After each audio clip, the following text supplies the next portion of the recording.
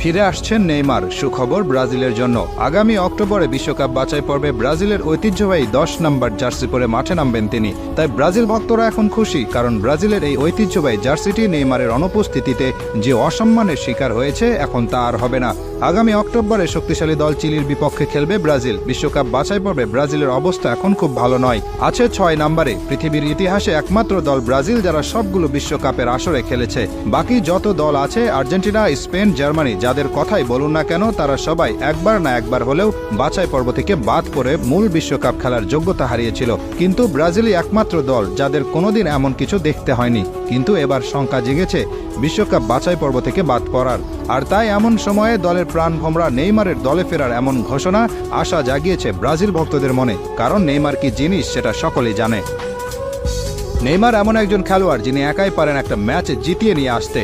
বর্তমানে ব্রাজিল দলে যারা আছেন তারা সবাই মিলে যত গোল করেছেন, নেইমার একাই করেছেন তার চেয়ে বেশি।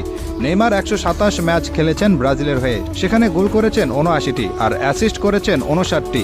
আর এই হলুদ জার্সি এবং ব্রাজিল দলের জন্য নেইমারের যে পরিমাণ ভালোবাসা আছে তা আর কারো নেই। কতটা ভালোবাসা থাকলে ইনজুরিতে থেকেও নেইমার দলকে সমর্থন দিতে সাধারণ দর্শক হিসেবে সুদূর সৌদি আরব থেকে চলে এসেছেন আমেরিকাতে।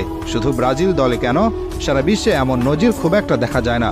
2টি ম্যাচেই তিনি ছিলেন স্ট্যান্ডে, ব্রাজিলের গোলে উৎসাহ দিয়েছেন, উল্লাস করেছেন, এমনকি ছিলেন ড্রেসিং রুমেও। কোস্টারিকার সাথে প্রথম ম্যাচে ড্র করেছিল ব্রাজিল।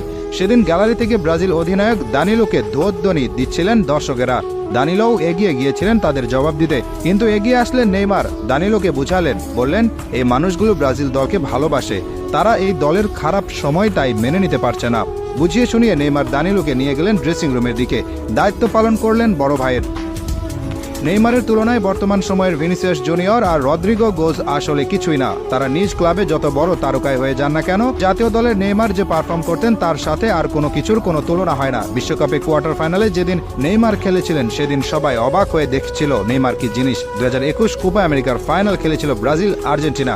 ব্রাজিল সেদিন হেরে গিয়েছিল আর্জেন্টিনার কাছে, কিন্তু হেরে গেলেও আর্জেন্টিনা একাধিক খেলোয়াড় এটা স্বীকার করেছিলেন যে সেদিন মাঠে সবচেয়ে ভালো খেলোয়াড় ছিলেন নেইমার। ডিপল তো বলেই দিয়েছেন তার জীবনে তিনি নেইমারের চেয়ে ভালো খেলোয়াড় দেখেনি। নেইমারকে আটকাতে গিয়ে তার যে কষ্ট হয়েছে, সেই কষ্ট তাকে আর কেউ দিতে পারেনি। এই কথা স্বীকার করেছেন আর্জেন্টিনার আরেক ডিফেন্ডার রোমেরো। যখন আবার আশার বাণী শোনান যে আগামী অক্টোবরে সম্পূর্ণ ফিট হয়ে তিনি খেলবেন ব্রাজিল জাতীয় দলের হয়ে, তখন